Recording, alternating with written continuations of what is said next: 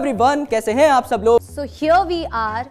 अब स्टूडेंट्स जिनको भी स्टडी अब्रॉड करना है, we are here with our own channel for PW IELTS test preparation. Students को आप बताना चाहेंगे what is this CELTA? Band score 7 का मतलब है कि the person is a very good user of the language, of English language. इन certifications का क्या फायदा है? मतलब what makes a teacher different which is certified to a non certified teacher? To take this test and is aspiring to get a band score 7 plus in their IELTS test should come and watch these videos and join this course. So, hello everyone, कैसे हैं आप सब लोग? I hope each and every one of you is doing absolutely good. मैं और समाप्ति ma'am आप सभी लोगों का तहे दिल से स्वागत करते हैं हमारे इस प्यारे से प्लेटफॉर्म फिजिक्स वाला के ऊपर। तो दोस्तों, शिक्षा जगत में क्रांति लाने की जो एक चिंगारी हम पीवीएंस के दिल में उठी थी, अब वो एक आग बन चुकी है। हमने हमारी जर्नी की शुरुआत करी थी नीट और जेई कॉम्पिटिटिव एग्जामिनेशन से, लेकिन आज हम स्केल कर चुके हैं 30+ कॉम्पिटिटिव एग्जामिनेशंस के अंदर। चाहे वो नीट पीजी का एग्जाम हो, चाहे वो यूपीएससी का एग्जाम हो, चाहे वो एसएससी का एग्जाम हो, सीयूईटी का एग्जाम हो, आईआईटी जैम का एग्जाम हो, सीएसआई नेट का एग्जाम हो, हम काफ़ी सारी स्टूडेंट्स की प्रॉब्लम्स को समझ चुके हैं, एड्रेस कर चुके हैं और सॉल्व कर चुके हैं। लेकिन आज हम बात करने वाले हैं एक और प्रॉब्लम के बारे में जिसका सोल्यूशन लेकर के हम आपके सामने प्रस्तुत हुए हैं। बिल्कुल सर, स्टूडेंट्स ने कुछ दिन पहले हम लोगों को देखा होगा अलग सर के साथ में, where in we were addressing a lot of problems related with study abroad. कहाँ जाके पढ़ना चाहिए, कौन सी कंट्री अच्छी है, कौन सा कोर्स लेना चाहिए, कैसे फंड अरेंज करने चाहिए। And we also told students about the ABCD techniques. And जो ये डर है ना सर स्टूडेंट्स के बीच में, तो सर कोई प्रॉब्लम हो स्टूडेंट्स को और PW उसका सोल्यूशन ना लेके आए, ऐसा हो ही नहीं सकता। So here we are. अब स्टूडेंट्स जिनको भी स्टडी अब्रॉड करना है, we are here with our own channel for PW IELTS test preparation. तो चलिए मैम, हमारी कुछ फैकल्टीज हमारे साथ आज अवेलेबल हैं, उनसे भी बात करते हैं और हम लोग भी थोड़ा आइल्स के बारे में और जानते हैं और स्टूडेंट्स को भी मेक श्योर हम करेंगे कि उनको आइल्स के बारे में आज काफ़ी सारी नई चीज़ें पता लगे। Absolutely sir, let's go. तो गाइज ये हैं हमारी अलीशा मैम।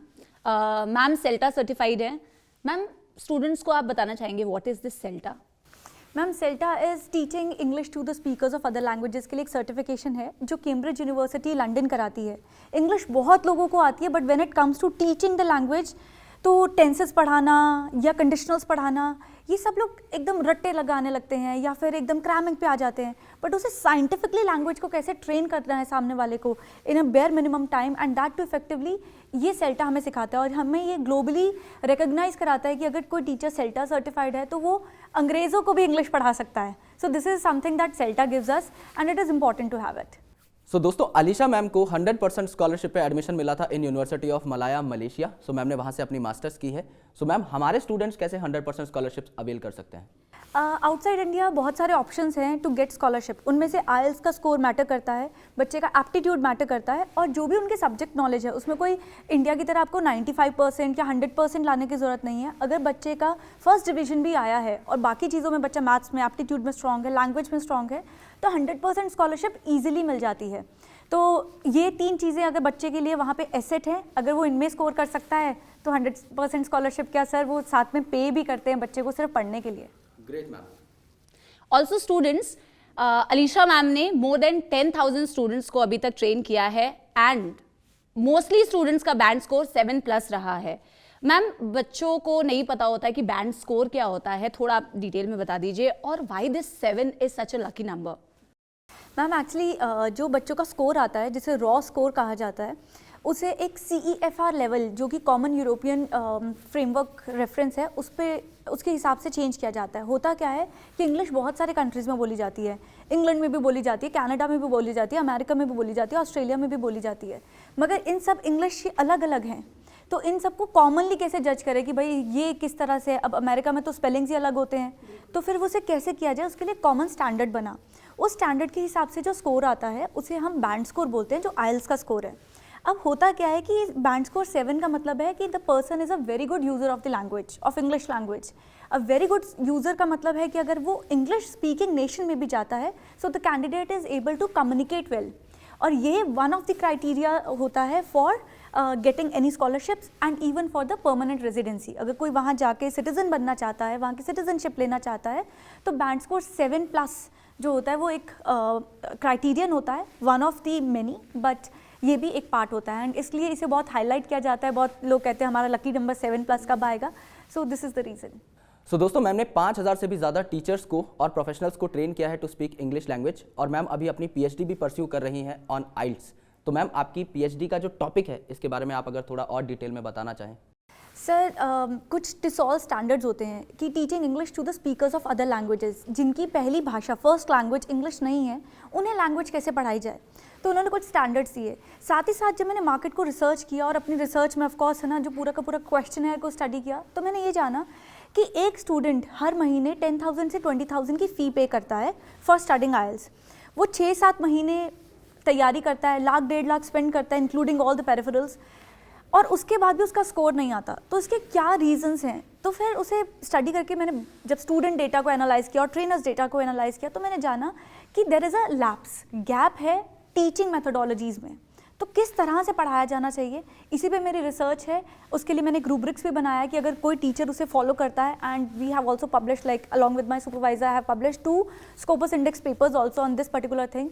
और मोटिव यही है कि बच्चे जल्दी से जल्दी आइल्स का एग्ज़ाम क्लियर कर सकें विद ईज़ और अच्छा बैंड स्कोर ला सकें। और स्टूडेंट्स यहाँ पे हमारे साथ हैं दिव्या मैम। मैम को देखे तो मुझे भी ऐसा लगता है कि मैं भी आइल्स की तैयारी कर लूँ। She has more than 14+ years of experience and she has also trained thousands and thousands of students. Ma'am, कौन कौन से common challenges students usually face करते हैं while this preparation journey?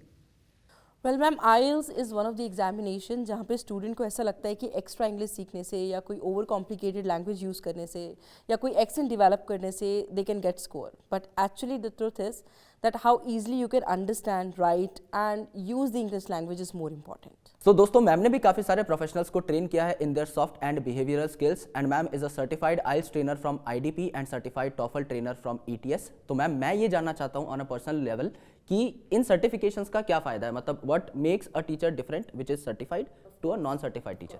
Well, yes, certification plays a very important role. If the teacher is certified, so teacher can easily prepare their student in less possible time and effectively. Teacher अगर certified होता है तो he can also understand or she can also understand that what examiners are looking for. So accordingly, a teacher can prepare their student and they can get their desired score quickly and easily. Ma'am, जैसे हमारा NEET का exam तो साल में एक बार होता है, ये एग्ज़ाम कब होता है और कितनी बार होता है साल में? Well, it depends. IELTS is available in 2 different ways. Like you can give computerized test and you can also go for the pen and paper test. Well, if the student is going for the computerized test, so he can give this test almost every day. Whereas the pen and paper is only available 4 times in a month. Ma'am I have a question कि what if एक student stammer करता है या फिर visually impaired है या उसको सुनने में अगर थोड़ी प्रॉब्लम होती है, तो वो कैसे इस टेस्ट को दे सकता है? ज़रूर. Well, if the student is having these medical conditions, so he can ask for modified version of IELTS, जहाँ पर स्टूडेंट को एक मेडिकल सर्टिफिकेट प्रोवाइड करना पड़ता है, and that too this certificate should be from the government authorised medical centre, and after that he can go for the test. Ma'am, एक बहुत common issue रहता है कि students are not satisfied with their results, तो ऐसे situation में आप बच्चों को क्या गाइडेंस देना चाहोगे? मैम देखिए, ये बहुत कॉमन सी प्रॉब्लम है और इनफैक्ट इसका सॉल्यूशन भी काफ़ी पॉपुलर है कि स्टूडेंट्स अपने रिजल्ट पे EOR फाइल कर सकते हैं, that is inquiry on result. इसकी एक पर्टिकुलर फ़ी रहती है। तो अगर स्टूडेंट कॉन्फिडेंट है कि हाँ मेरा राइटिंग का एग्ज़ाम बहुत अच्छा गया था या स्पीकिंग का अच्छा गया मगर मेरा स्कोर उतना नहीं आया, they can pay a fee of almost 10,000 rupees and they can get their paper re-evaluated. ये जो रिज़ल्ट है ये एक अलग एग्जामिनर चेक करते हैं दोबारा से जब चेकिंग होती है, और वो उस पर्टिकुलर एग्जामिनर से भी सीनियर एग्जामिनर होते हैं। However, अगर रिज़ल्ट में आपका स्कोर नहीं बढ़ता तो वो मनी आपका रिफ़ंड नहीं होता है, वो चला जाता है। ऑन द कॉन्ट्ररी, अगर रिज़ल्ट इम्प्रूव होता है, स्कोर इम्प्रूव हो जाता है, तो वो मनी रिफ़ंड कर दिया जाता है। तो students they can go for EOR। And ma'am अगर मेरा किसी एक स्किल का एग्जाम खराब होता है तो क्या मुझे पूरा का पूरा टेस्ट दोबारा देना पड़ेगा आइल्स का? फॉर्चुनेटली नो, पहले ऐसा होता था। अब क्या है, 1 स्किल रीटेस्ट का एक ऑप्शन अवेलेबल है स्टूडेंट्स के लिए। इंडिया में ये हर ट्यूसडे होता है, बट ये सिर्फ उन बच्चों के लिए होता है जिन्होंने कंप्यूटर डिलीवर्ड आइल्स एग्जाम लिया होता है। पेन एंड पेपर के लिए अनफॉर्चुनेटली अभी ऐसी कोई फैसिलिटी नहीं है। इसमें किसी एक स्किल के लिए आप एक फ़ी पे करके सिर्फ उस पर्टिकुलर स्किल का टेस्ट दोबारा से दे सकते हैं। जब आपका TRF आता है, रिज़ल्ट आता है, तो आपको 2 TRF मिलेंगे, पहले वाला भी मिलेगा, और जो सेकंड वाला TRF आता है उस पर जिस स्किल पे बच्चों ने दोबारा से टेस्ट लिया रहता है उस पर OSR 1 स्किल रीटेस्ट लिख के आता है कि ये स्किल का बच्चे ने टेस्ट दोबारा लिया है। तो डिपेंडिंग ऑन द स्कोर कि किस में बच्चे का बेटर स्कोर आया, बच्चा वो वाला TRF यूज़ कर सकता है। यूनिवर्सिटीज़ बिल्कुल भी बायस्ड नहीं है कि हाँ हमने दोबारा से वो स्किल लिया है तो क्या वो मैम एक नेगेटिव इम्पैक्ट जाएगा, ऐसा कुछ नहीं होता. Universities they accept your best score. Alisha ma'am, मेरे कुछ स्टूडेंट्स की हैंडराइटिंग तो बहुत ख़राब है, तो ऐसी सिचुएशन में अगर किसी की हैंडराइटिंग बहुत ख़राब होती है तो एग्जामिनर्स उसको पढ़ पाएंगे? मैम हमें लगता है कि वहाँ कुछ शायद मोती पिरो के आने हैं. उतनी सुंदर हैंडराइटिंग नहीं चाहिए, बट हैंडराइटिंग लेजिबल होनी चाहिए. लेजिबल का ये मतलब है कि पढ़ के समझ आ सके. बहुत लोगों की हैंडराइटिंग बहुत सुंदर होती है बट उनके ई और आई में डिफरेंस ही समझ में नहीं आता, वो बल्कि एक नेगेटिव इम्पैक्ट है. और अगर किसी को लगता है कि मेरी हैंडराइटिंग बहुत ख़राब है तो वो कंप्यूटर डिलीवर्ड एग्जाम ले सकते हैं. जैसे बहुत सारे वर्किंग प्रोफेशनल्स हैं जिन्होंने बहुत टाइम से लिखा ही नहीं है पेंसिल से, तो उन्हें डेफिनेटली एकदम से लगता है कि अरे पेंसिल से इतना कैसे लिखा जाएगा, स्पीड नहीं बन रही है, बट उनकी टाइपिंग स्पीड बेटर है तो वो उसे ले सकते हैं. टाइपिंग स्पीड भी हमें बहुत ज़्यादा नहीं चाहिए, इतनी कि हम 20-25 मिनट में 200 वर्ड्स टाइप कर सकें. इतनी अगर स्पीड है और अगर हैंडराइटिंग लेजिबल है तो वो अपनी स्ट्रेंथ के हिसाब से अपना एग्ज़ाम टाइप चूज़ कर सकते हैं. Okay ma'am. So Divya ma'am, मैंने ये भी सुना है कि ये जो आइल्स का एप्लीकेशन फॉर्म है this is very costly. So let's say अगर कोई फैमिली इमरजेंसी आ जाती है एग्जामिनेशन डे पे, या मैं किसी वजह से नहीं पहुंच पाता एग्जामिनेशन वेन्यू पे, तो क्या मेरे सारे पैसे वेस्ट हो जाएंगे? Well, a student can easily apply for transfer or maybe the cancellation of the examination. But in this case, student has to pay some amount, like somewhere 4,500 or so, but student has to pay. Or he can request for the transfer, or either he can ask for the cancellation.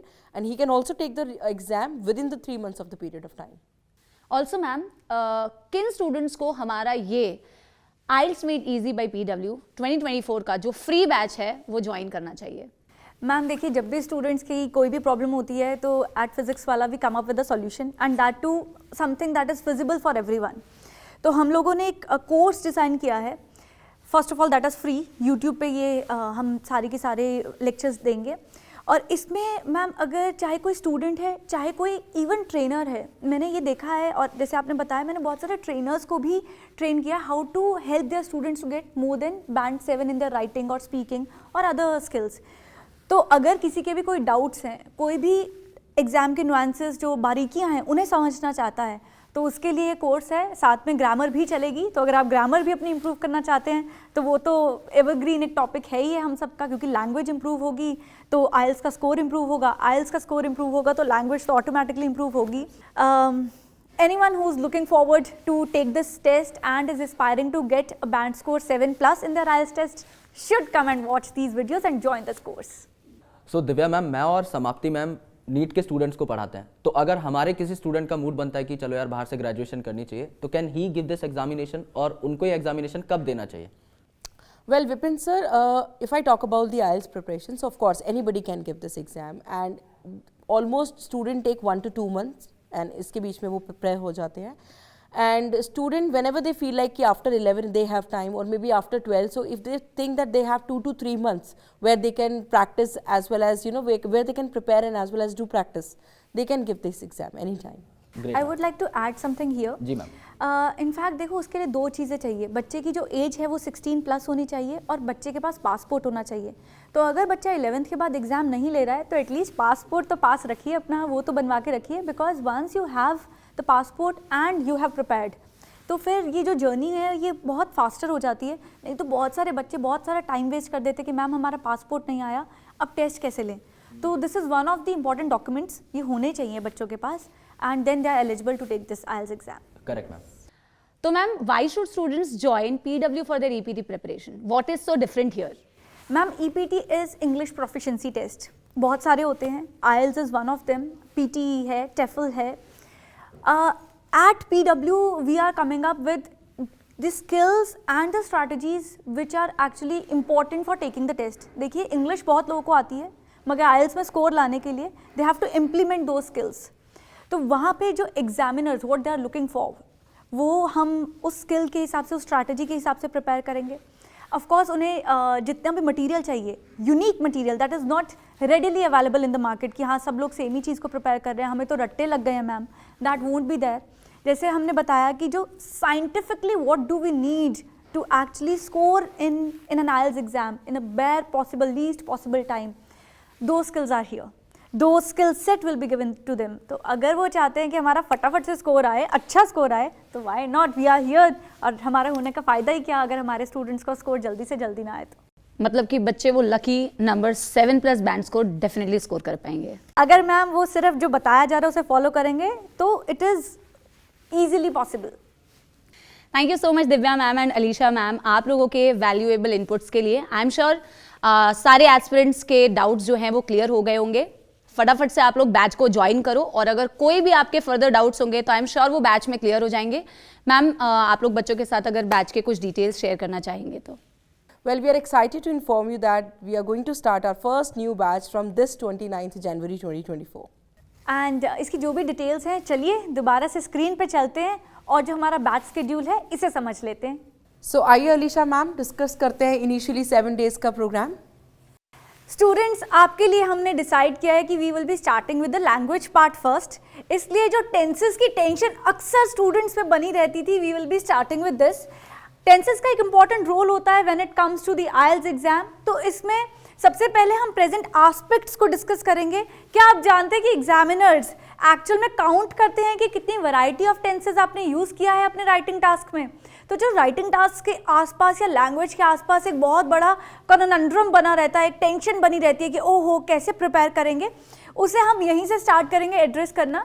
So first we will be starting with the present aspect of the tenses, then we will move to the past aspect of the tenses, followed by the future aspect, and then do you know that you must have at least one conditional in your IELTS writing task? तो वो कैसे बनाया जाए, तो उसके बाद हम उसे डिटेल में डिस्कस करेंगे कि इफ़ कंडीशनल्स क्या होते हैं, 0, फर्स्ट, सेकंड, थर्ड, इन्हें कैसे सीखा जाता है, कैसे सेंटेंस फ्रेम किए जाते हैं और इवेंचुअली उन्हें कैसे IELTS के एग्जाम में यूज़ किया जाता है। फॉलोड बाय हम आ जाएंगे उस IELTS के टास्क पे जिसकी वेटेज राइटिंग टास्क 1 से डबल है, दैट इज राइटिंग टास्क 2। तो फिर हम एड्रेस करेंगे 1 साइडेड क्वेश्चंस को, 2 साइडेड क्वेश्चंस को, और 2 साइडेड में भी क्या हम टू व्हाट एक्सटेंट की बात कर रहे हैं या 2 टाइप क्वेश्चन को कैसे टैकल करना है, क्या टेक्निक्स हैं कि अगर सीखते से ही आप 40 मिनट में से 25 मिनट्स में अपना टास्क कंप्लीट कर पाएँ और बाकी के 15 मिनट्स को उसे इम्प्रूव करने में, रिवाइज करने में और एडिट करने में यूज़ कर पाएँ। तो अगर आप चाहते हैं अपनी IELTS जर्नी को बहुत इंटरेस्टिंग बनाना और उसे एक नेक्स्ट लेवल पे लेके जाना, so we are here for you, you just stay tuned. The link for further updates, stay tuned on IELTS Test Prep.